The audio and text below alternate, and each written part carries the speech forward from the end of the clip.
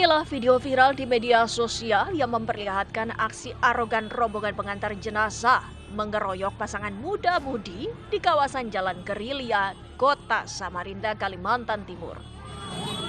Pasangan ini tak menyangka akan dikeroyok sejumlah orang dari rombongan pengantar jenazah saat menghindari sepeda motor dari arah berlawanan. Peristiwa bermula saat dua korban tengah melintas dari arah Jalan Damahuri menuju Jalan Gerilya. Setiba di Jalan Gerilya, sekelompok warga rombongan pengantar jenazah mengambil dua jalur jalan. Akibatnya pengendara dari arah berlawanan dipaksa berhenti oleh rombongan tersebut. Namun korban bersama rekannya memilih tidak berhenti dan berjalan perlahan-lahan. Tindakan ini diduga menjadi pemicu emosi kelompok pengantar jenazah yang kemudian berujung pada aksi pengeroyokan. Setelah kejadian tersebut, kedua korban langsung mendatangi Polsek Sungai Pinang, Samarinda Utara untuk membuat laporan.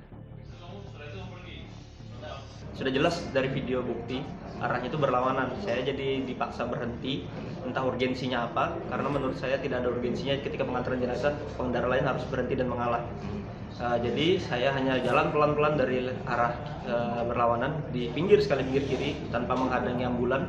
Dan pihak pengantar jenazah itu langsung menyetop saya, menghadang saya dari arah depan. Lalu tanpa adu mulut, tanpa basa-basi langsung memukul saya dan juga rekan wanita saya. Kasus ini kini ditangani unit Reskrim Polresta Sungai Pinang. Korban berharap pelaku segera ditangkap dan menjadi pelajaran bagi pengguna jalan untuk tidak arogan.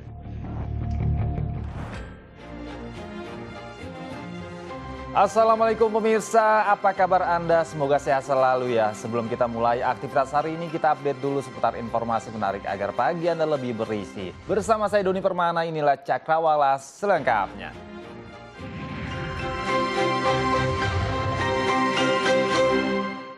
Pemirsa, Bupati Bandung terapkan tanggap darurat bencana pasca gempa bumi 5,0 magnitudo di kawasan Kertasari, Kabupaten Bandung, Jawa Barat. Beginilah kondisi Ratusan rumah alami rusak berat di Desa Ciberem dan Cihauk, Kecamatan Kertasari, Kabupaten Bandung, Jawa Barat, pasca guncangan gempa tektonik beruntun pada Rabu siang. Usai gempa, Bupati Bandung, Dadang Supriyatna meminta BPBD untuk segera bangun tenda darurat dan kirim bantuan untuk korban dan menerapkan tanggap darurat. tadi ada 24 orang, 3 orang yang 2 orang dirujuk di Majalaya karena memang parah. 6 orang masih dirawat ini, yang lainnya sudah pulang ke rumahnya masing-masing. Secara keseluruhan sementara ada 23 dan 6 orang meninggal, berarti 8 orang. 2 orang yang dirujuk ke rumah sakit Majalaya dan 6 orang ini lagi observasi di rumah sakit Kertasari ya. Dan juga setelah dapat informasi ada 2 desa yang kelihatan parah. Pertama desa Ciberem dan juga Cihauk, Cikemang, Cihauk dan beberapa desa, tapi yang lebih parah itu di Ciberem.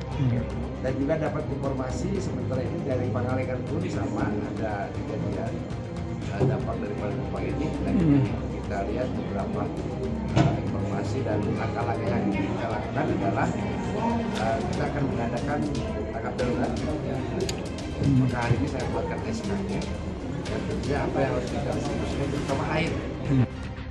Saya sudah instruksikan tadi, memang ada kepala puskesmas yang Kertasari yang menyampaikan bahwa kejadian ini dan terutama puskesmasnya roboh ya.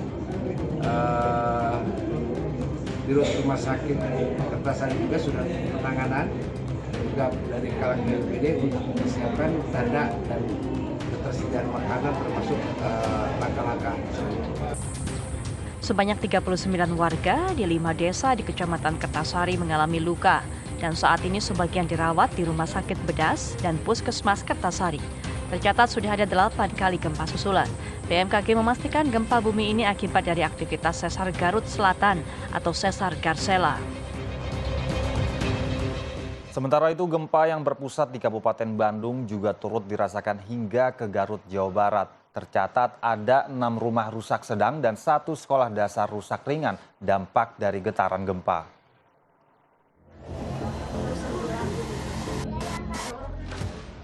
Gempa yang mengguncang wilayah Kabupaten Bandung, Jawa Barat terasa hingga ke wilayah Garut. Gempa yang berpusat di darat tersebut membuat sejumlah bangunan rumah warga rusak.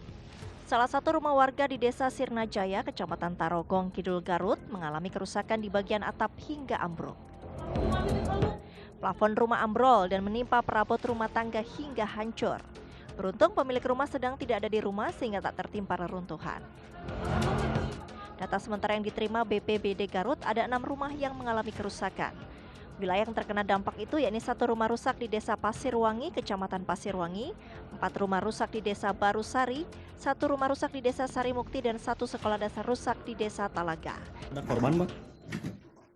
Kebetulan barusan yang punya rumahnya lagi diperiksa.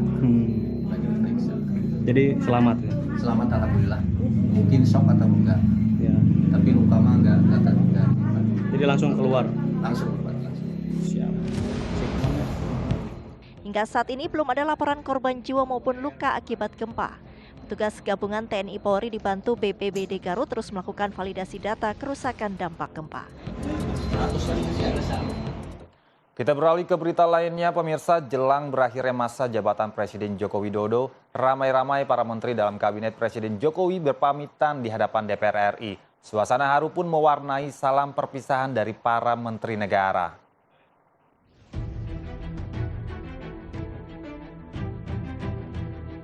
Pemerintahan Presiden Jokowi tersisa tinggal 1 bulan lagi. Sebelum Presiden terpilih Prabowo Subianto dilantik pada tanggal 20 Oktober 2024. Suasana haru melepas para menteri berpamitan saat rapat bersama dengan Dewan Perwakilan Rakyat.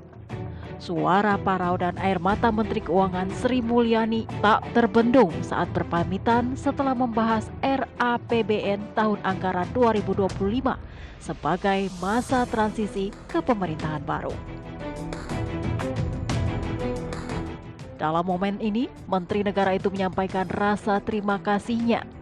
Sambil menangis dengan suara bergetar, ia mengatakan bahwa masa jabatannya akan berakhir beberapa waktu lagi di bawah kepemimpinan Presiden Joko Widodo. Untuk memastikan bahwa APBN dirancang, dilaksanakan, dan dipertanggungjawabkan dengan baik. Saya berharap semua kontribusi dan dedikasi ini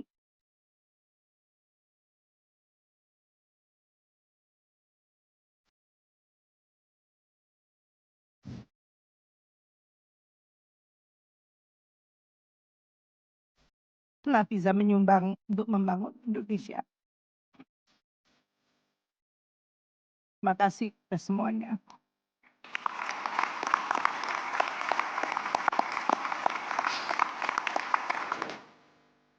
Momen berpamitan juga disampaikan oleh sejumlah menteri yang lain. Pada tanggal 9 September lalu, Menteri PUPR pun menyampaikan permohonan maaf dan rasa terima kasihnya selama ia menjabat sebagai menteri di era pemerintahan Joko Widodo. Begitu juga dengan Menteri Luar Negeri Retno Marsudi. Tokoh yang sangat dikenal dengan keberaniannya membela rakyat Palestina ini tak kuasa menahan rasa harunya saat berpamitan dengan Komisi 1 DPR RI. Begitu juga dengan Menteri Nadiem Makarim, Mendikbudristek ini pun melakukan hal yang sama. Menteri muda itu pun menyatakan pamit dan berterima kasih di hadapan anggota Dewan di Komisi 10 DPR RI. Membuat kita bahagia. Yang terakhir, Menteri BUMN Erick Thohir. Suasana berpamitan ala menteri yang satu ini berbeda dengan yang lain. Erick Thohir memberikan pantun sebagai salam perpisahannya. Masuk Senayan mengucap salam. Sebelum pergi kita berbaris rapi. Terima kasih untuk Komisi 6 atas sinergi yang bermanfaat bagi negeri. Boleh 2 ya? Boleh 2 ya? Boleh. Enggak 3 kok, enggak 2. Ke Pulau Seribu mendayung sampan. Sampai di sana membakar ikan. Jika ada kata dan perbuatan yang kurang berkenan, izinkan mohon maaf kami sampaikan. Pemirsa, meski belum memasuki masa kampanye, bakal calon gubernur Jakarta Pramono Anung dan Ridwan Kamil mulai saling berbalas sindiran. Pramono Anung menanggapi sindiran Ridwan Kamil yang mengatakan tidak mau ke Car Free Day jika hanya sekedar mencari perhatian dan bersuah foto.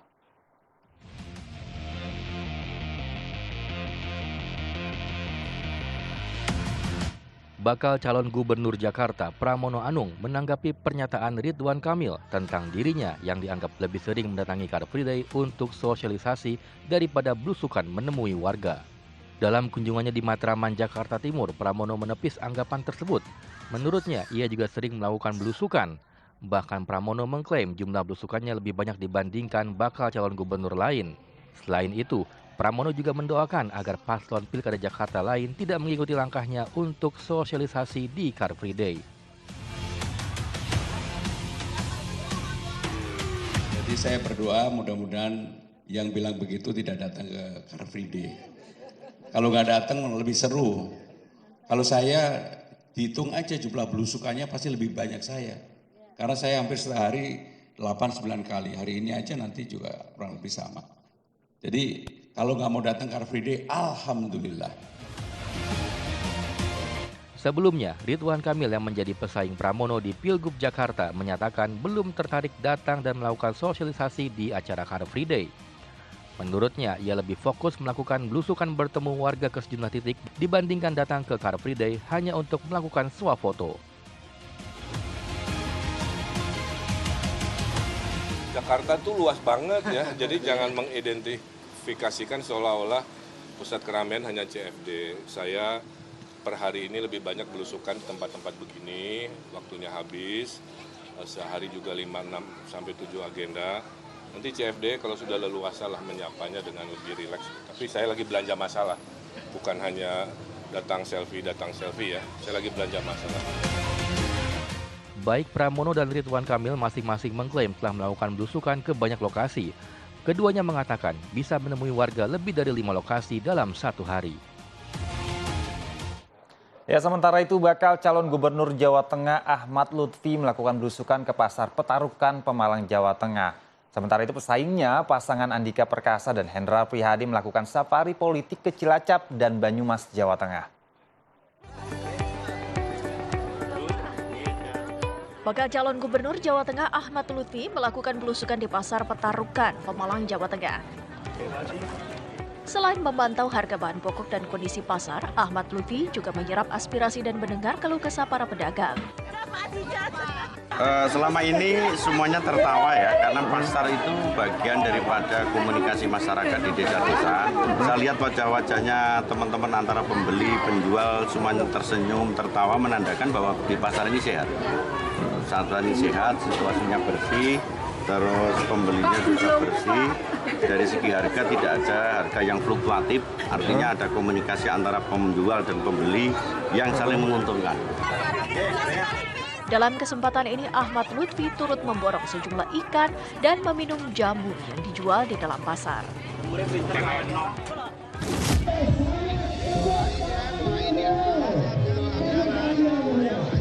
Kedatangan Andika Perkasa di Cilacap, Jawa Tengah langsung disambut oleh ratusan kader PDI Perjuangan. Di Cilacap, Andika Perkasa berkesempatan melepas kader PDIP dan pendukungnya dalam kegiatan Jalan Sehat. Pasangan Andika dan Hendrar sendiri menawarkan program menanggulangi kemiskinan dan meneruskan program gubernur sebelumnya.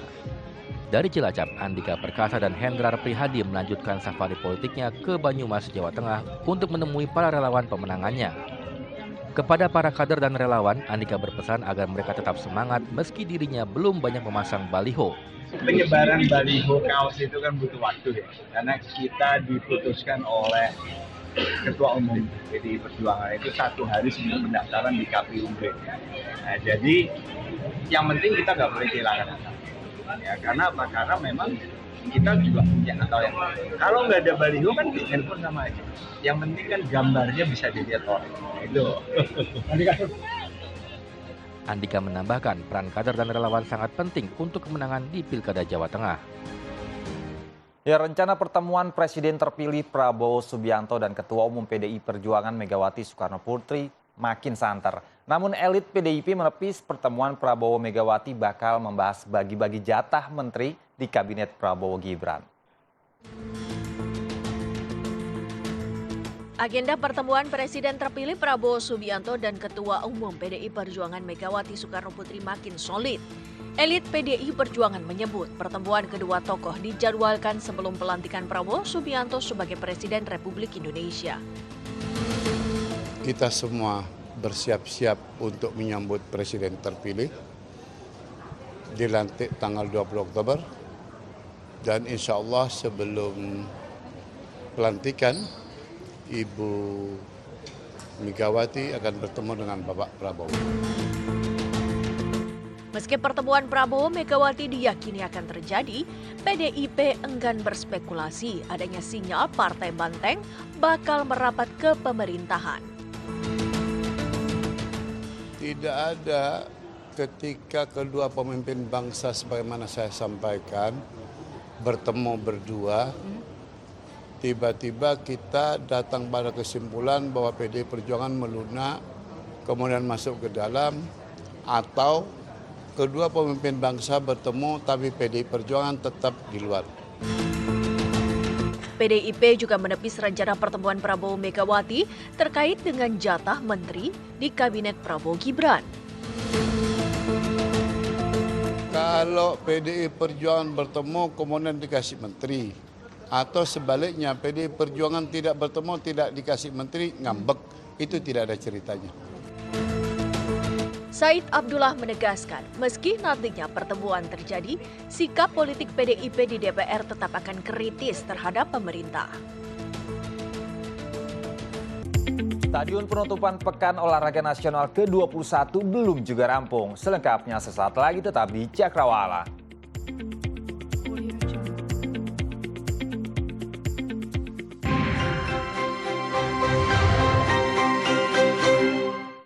Terima kasih Anda masih setia menyaksikan Cakrawala bersama saya Doni Permana. Pemirsa, sejumlah penumpang panik saat kapal cepat MV Miko Natalia 88 menabrak dermaga Ahmad Yani di Ternate, Maluku Utara. Diduga kapal mengalami disfungsi pada handle gas di ruang kemudi.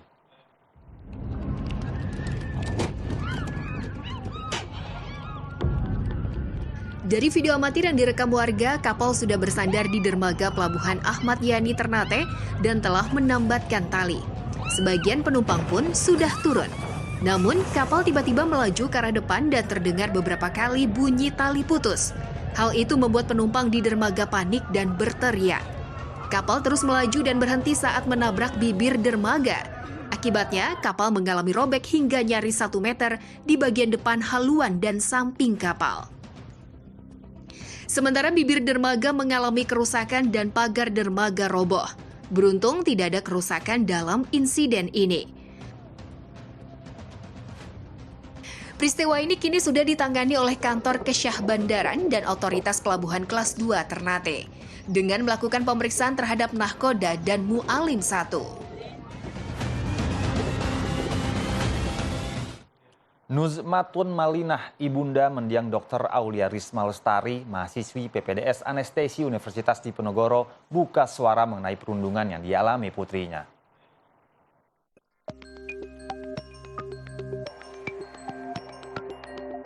Hari ini keluarga mendiang Dr. Aulia Risma Lestari, mahasiswi program pendidikan dokter spesialis anestesi di Universitas Diponegoro, buka suara terkait perundungan atau bullying yang dialami Dr. Aulia Risma Lestari.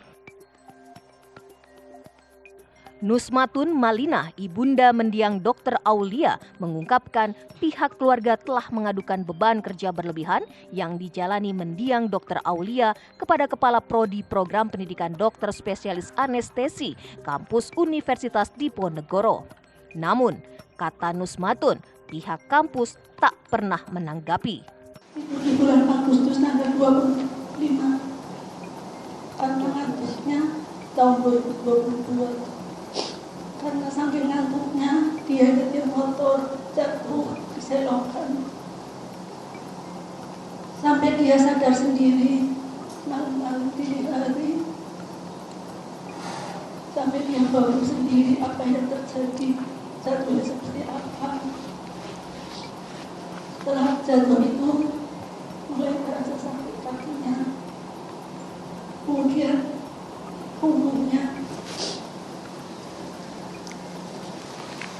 Kemudian saya menghadap untuk minta ada perlakuan yang tidak seperti itu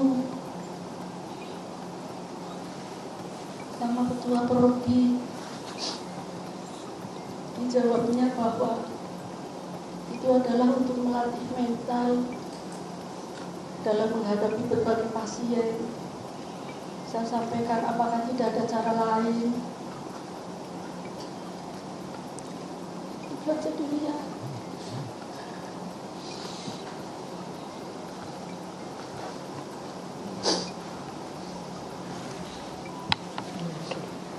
Beberapa kali saya menghadap ketua prodi, saya sampaikan perlakuan terhadap anak saya. Tapi pada kenyataannya masih tetap seperti itu.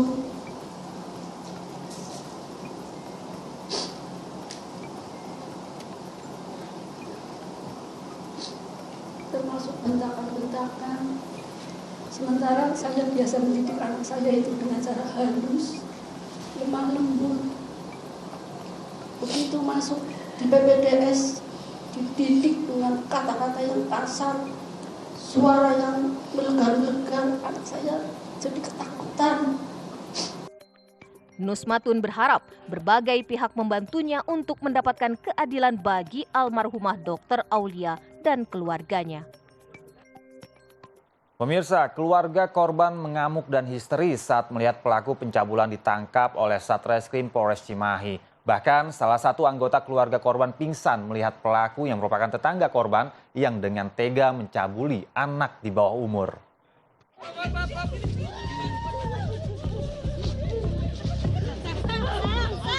Inilah detik-detik saat salah satu keluarga korban mengamuk hendak menyerang pelaku pencabulan yang telah ditangkap oleh Satreskrim Polres Cimahi pada Selasa siang.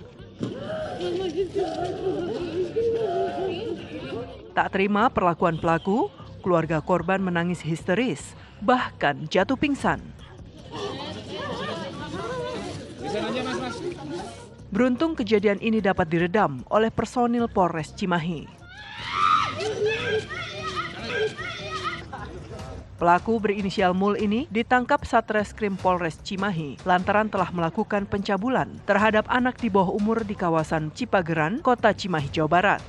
Korban yang masih berumur 12 tahun ini tengah bermain ikan bersama teman sebayanya. Tapi tiba-tiba korban diajak pelaku ke sebuah tempat untuk menyalurkan hawa nafsu birahinya. Kasus pencabulan ini baru diketahui keluarga saat korban merasa sakit di alat kelaminnya. Setelah didesak, korban mengaku telah disetubuhi oleh pelaku Mul yang merupakan tetangga korban. Kita akan kerjasama dengan Pemda untuk melakukan trauma healing. Untuk mempertanggungjawabkan perbuatannya, pelaku yang berprofesi sebagai buruh harian ini terancam hukuman 12 tahun penjara.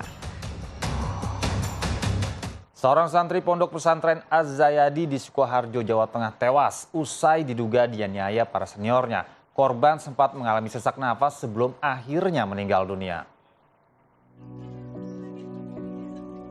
Suasana duka terasa di kediaman Abdul Karim Putra Wibowo yang meninggal dunia di usia 13 tahun.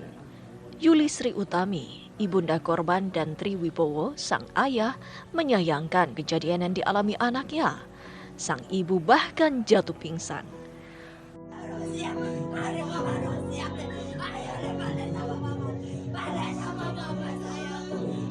Untuk mengetahui pasti penyebab kematian korban, keluarga memberikan izin agar korban diotopsi. Seminggu yang lalu, minggu kedua itu saya jatah sambangan buat anak saya. Saya ajak ke rumah, nginep sehari. Anak saya baik-baik aja, nggak ada penyakit. Tahu apakah anak saya dapat tekanan. Bahkan saya juga nggak tahu ini benar atau tidak. Cuma informasi yang saya dapat dengan senioritasnya dia memukuli anak saya enaknya dan anak saya.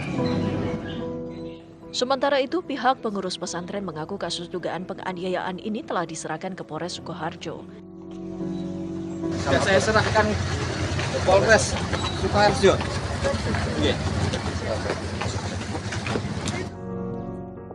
jenazah korban dimakamkan di TPU Purwoloyo. Kedua orang tua almarhum dan 2 adiknya serta teman-teman pondok ikut mengantar sampai ke pemakaman.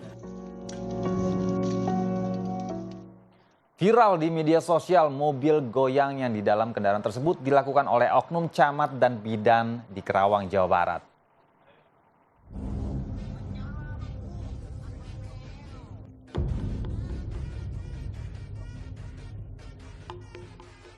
Aksi tidak senonoh yang dilakukan oleh oknum camat dan bidan di parkiran rumah sakit Karawang, Jawa Barat. Warga yang melihat mobil bergoyang langsung beramai-ramai menggerebek mobil tersebut. Di dalam mobil tersebut merupakan oknum camat dan bidan yang bukan suami istri.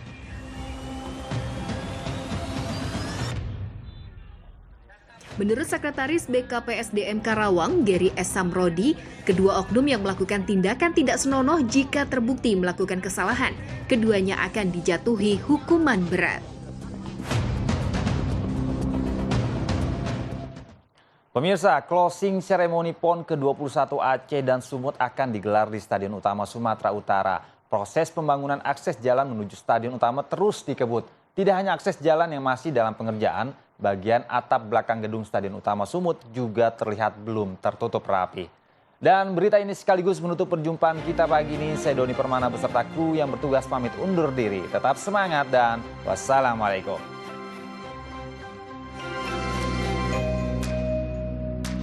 Beginilah akses jalan menuju Stadion Utama Sumut di Deli Serdang, Sumatera Utara yang sampai hari ini masih dalam proses pengerjaan.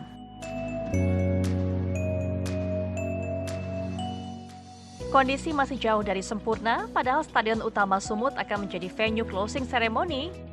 Tentu saja para pekerja terus ngebut membangun akses menuju kompleks Sport Center. Bukan hanya akses jalan yang masih dalam pengerjaan, bagian atap belakang gedung Stadion Utama Sumut juga terlihat belum tertutup rapi. Akankah di waktu yang tersisa, Stadion Utama Sumut mampu tampil cantik menyambut para atlet dan Presiden RI bersama jajaran menteri yang akan datang pada closing ceremony? Event organizer kita sudah hari yang keempat melakukan penataan terhadap kebutuhan panggung utama, kebutuhan rangkaian acara, termasuk pengisian acara. Apalagi rencananya Presiden Jokowi sekaligus meresmikan pembukaan Sport Center yang sempat tertunda.